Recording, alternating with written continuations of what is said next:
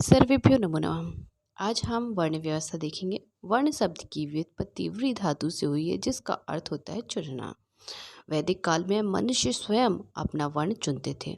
सभी मनुष्य जन्म से शूद्र होते थे। संस्कारों के उपरांत द्विज, वेदाभ्यास करने पर विप्र तथा ब्रह्म ज्ञान होने पर ब्राह्मण होते थे। पुरातन काल में आज की तरह वर्ण व्यवस्था नहीं थी। मनुष्य अपने कर्म के अनुसार वर्ण को स्वीकार करते थे। वर्ण व्यवस्था दो आधार पर बतलाई गई है। वेदों के अनुसार विराट पुरुष के अंगों से चातुर्य वर्ण की उत्पत्ति हुई है और दूसरा गुण और कर्म को देखकर बनाई गई व्यवस्था वर्ण व्यवस्था कहलाती है। सर्वप्रथम हम देखते हैं वेदों के अनुसार विराट पुरुष के अंगों से चातुर्य वर्ण की उत्पत्ति हुई है, जैसे ब्राह्मण, क्षत्रिय, वैश्य, शूद्र। ब्राह्मण विराट पुरुष के मस्तिष्क को ब्राह्मण, बाहु को क्षत्रिय, पेट को वैश्य और पैर को शूद्र कहा गया है।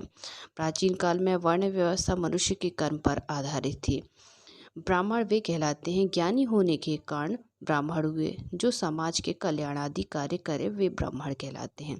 और क्षत्रिय शक्ति संपन्न होने के कारण और सैन्य संगठन करता हुआ करता था, वे क्षत्रिय कहलाते हैं। वैश्य समाज की आर्थिक व्यवस्था को सुदृढ़ करने वाले हुआ करते थे।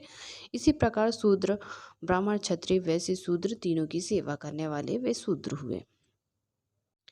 ऋग्वेद के पुरुष सूक्त में कहा गया है, ब्राह्मण अस्य मुखम आसीत बाहु राजन्य कृत उरु तत् असियत वैश्य पदाभ्याम शूद्र अजायत। अर्थात सर्वप्रथम देखते हैं ब्राह्मण अश्य मुखम आसीत, अर्थात ब्राह्मण की उत्पत्ति विराट पुरुष के मुख से बतलाई गई है। ब्राह्मण के 6 कर्म बतलाए गए हैं: अध्ययन, अध्यापन, यजन, याजन, दान और प्रतिग्रह। ये 6 कर्म ब्राह्मण के बतलाए गए हैं। ब्राह्मण में सतोगुण प्रधान होता है। सतोगुण अर्थात निर्मल और राग रहित हो, वे ब्राह्मण कहलाते हैं। दूसरा है क्षत्रिय, बाहु राजन्य कृता, अर्थात क्षत्रियों की उत्पत्ति विराट पुरुष की भुजाओं से बतलाई गई है। क्षत्रियों के कर्म हैं शूरता, तेजस्विता, धीरता, दक्षता, युद्ध में पलायन न करने वाला, दानदाता, ईश्वर भक्ति से युक्त कर्म हो, वे क्षत्रिय कहलाते हैं। क्षत्रियों में रजोगुण प्रधान होता है, अर्थात चंचल इच्छा युक्त कर्म वाले क्षत्रिय होते हैं। वैश्य है, तीसरा है वैश्य, उरु तत् अश्ययत वैश्य, अर्थात जिसकी व्युत्पत्ति विराट पुरुष की जंघा से हुई है, वे वैश्य कहलाते हैं।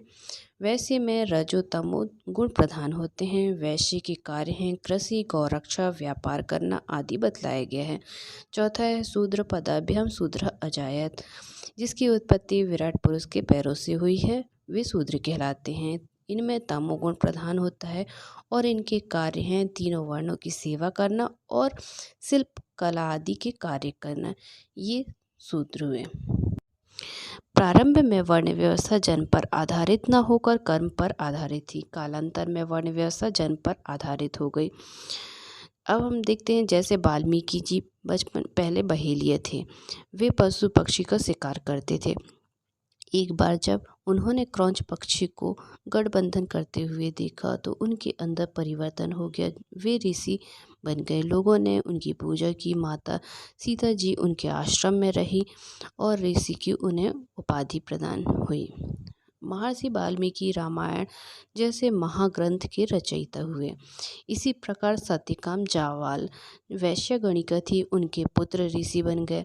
इसी प्रकार शौनक क्षत्रिय थे, क्षत्रिय से ब्राह्मण बने। फिर शौनक के बेटे चारों वर्ण के हुए, क्योंकि उन सबके कर्म अलग अलग थे। इसी प्रकार चांडाल पुत्र मातंग अपने कर्मों से ब्राह्मण हुए। जैसे रावण के दादा ब्राह्मण थे, परंतु रावण राक्षस कुल का कहलाया है। इसी प्रकार त्रिशंकु क्षत्रिय राजा थे, परंतु उनके कर्म से उन्हें चांडाल कहा गया। इसी प्रकार विश्वामित्र क्षत्रिय थे। विश्वामित्र ने तप किया। तप करने के पश्चात ब्रह्म ऋषि कहलाए, परंतु उनके बेटे ने शूद्र के कर्म किए, वे शूद्र कहलाए। इसी प्रकार ऐत्रेय ऋषि जो पहले दास थे, परंतु ऐत्रेय ऋषि कहलाए। इंद्र पहले ब्राह्मण थे, फिर क्षत्रिय वाले कर्म किए तो वे क्षत्रिय कहलाए। विश्वामित्र भी पहले क्षत्रिय थे, परंतु वे तपस्या करके वे ब्राह्मण कहलाए।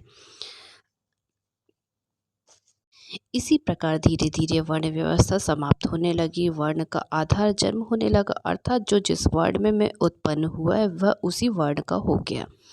राजनैतिक तथा निजी स्वार्थ के कारण कहीं न कहीं हमारा समाज बिखर रहा है। धन्यवाद।